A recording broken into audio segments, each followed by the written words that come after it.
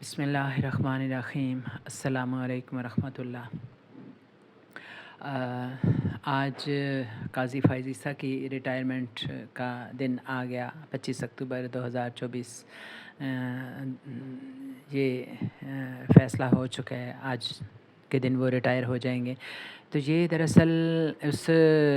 مولانا فضل الرحمان اور P T I اور دیگر جو ان کی اتحادی جماعتیں تھیں، ان کی مسلسل کاوشوں کا نتیجہ ہے۔ بلا شبہ اس میں بہت ساری رکاوٹیں آئیں اور بہت ساری ان کے جو ساتھی تھے وہ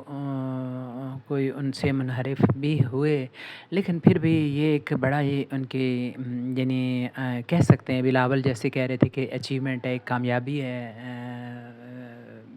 پی ٹی آئی کی اور ان کے جو بھی ہم نوا تھے، ہم خیال لوگ تھے،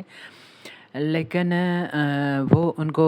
بلاول کہہ رہے تھے کہ ان کو سیلیبریٹ ان کو کرنا چاہیے تھا، سب بجائے اس کے کہ وہ تحریکوں پہ آمادہ ہو گئے ہیں۔ تو بات یہ ہے کہ جب ایک انسان قومی لیول پہ سوچتا ہے تو وہ ایسی چھوٹی کامیابیوں پہ ٹھہر نہیں جاتا اور وہ کچھ بہتر سے بہتر کی جستجو میں لگا رہتا ہے۔ تو میں سمجھتی ہوں کہ جو بانی پی ٹی آئی ہیں عمران خان، وہ بلا شبہ اب قید میں ہیں، لیکن بہت ساری ان کی یعنی یہ اس چیز نے شاید ان کے جو مقاصد جلیلہ ہیں ان کو حاصل کرنے میں مدد کی ہے کہ کوئی بھی انسان جب کسی مقصد کے لیے کوشش کرتا ہے اور اس کے لیے قربانیاں دیتا ہے تو نو ڈاؤٹ ایک لوگوں پہ اس کا زیادہ اثر ہوتا ہے اور قدرت بھی شاید کچھ اس کی ہم نوا ہو جاتی ہے۔ تو ہم امید کرتے ہیں کہ اور بھی زیادہ ہمارے قومی لیول کے جو مسئلے ہیں وہ حل ہوتے جائیں گے اور لوگ اس پہ یعنی یہ بڑی ایک امید افزا بات ہے کہ جب فضل الرحمان نے عمران خان کے ہم قدم ہونے کا اندیا دیا اور پھر عمران خان نے بھی اس کا مثبت جواب دیا تو یقین نہیں آ رہا تھا، کیونکہ فضل الرحمان مولانا جو فضل الرحمان ہے ان کی تاریخ ایسی ہے کہ وہ اکثر یعنی وہ ڈگمگانے والی ہے ان کی تاریخ۔ تو اکثر لوگ کہہ رہے تھے کہ وہ کچھ الٹ کر جائیں گے اور آخری وقت میں کچھ الٹ کر جائیں گے۔ جو ہے انہوں نے کافی آخر دم تک استقامت دکھائی اور وہ یعنی آخر پہ انہوں نے ووٹ ڈالا اس میں یعنی اس آئینی ترمیم میں اور ان کے ساتھیوں نے، لیکن جیسے کہ وہ کہہ رہے تھے کہ ان کی مجبوری بھی ایک طرح سے تھی کہ کچھ ان کے ساتھی منحرف ہو رہے تھے، پی ٹی آئی کے بھی کچھ لوگ منحرف ہو رہے تھے۔ بڑا مشکل ہوتا ہے دباؤ پیسے کا اور طاقت کا سہنا، تو لیکن اکثریت جو تھی مولانا فضل الرحمان کے ساتھیوں کی اور پی ٹی آئی کی وہ جو اپنے مقصد پہ قائم رہی، اور یہ ایک بڑی حوصلہ افزا بات ہے کہ انہوں نے ایک تو قاضی فائز عیسیٰ کی جو ایکسٹینشن تھی اس کو نامنظور کرایا، یعنی آئینی امینڈمنٹ کا یہ حصہ بن رہی تھی کہ جو چیف جسٹس ہوگا اس کو 3 سال مزید ایکسٹینشن ملے گی، لیکن ایسا نہیں، وہ اپنی مقررہ مدت پہ ریٹائر ہو رہے ہیں۔ پھر یہ ہے کہ آئینی عدالت بنے گی، وہ انہوں نے نہیں بننے دی، یہ ایک بڑی کامیابی ہے، کیونکہ اس سے اور پھر خاص طور پر مولانا فضل الرحمان کو پتہ تھا کہ یہ جو قاضی فائز عیسیٰ ہیں انہوں نے مبارک ثانی کیس کے دوران قادیانیوں کے حق میں فیصلہ دیا تھا، اور پھر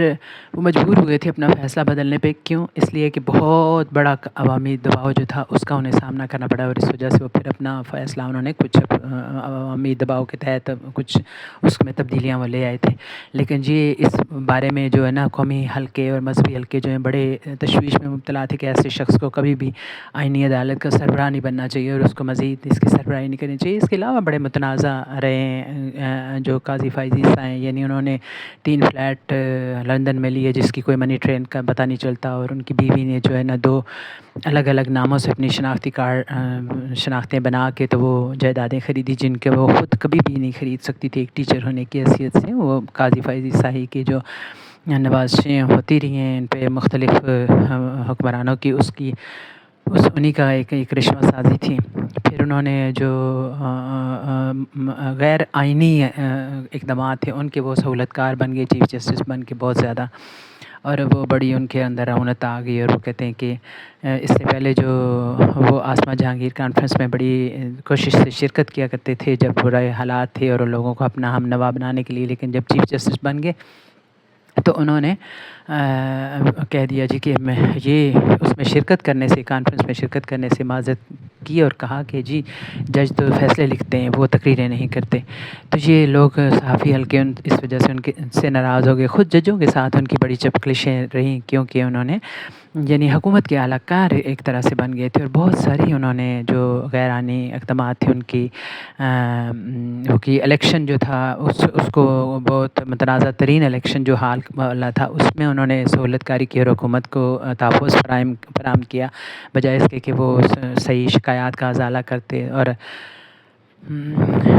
وہ یہ ہے کہ اب یہ کہہ رہا جانے لگا ہے کہ ایک تو بلوچستان کا تھا، یعنی ایک پنجاب کا جو منیر، جسٹس منیر تھے، جنہوں نے ایک انصاف کو ضرورتوں کے تحت یعنی بدل ڈالا، اور چھوٹی چھوٹی ضرورتوں کے تحت انہوں نے سچائی کا ساتھ نہیں دیا۔ اسی طرح سے جو بلوچستان کے جو کیا نام ہے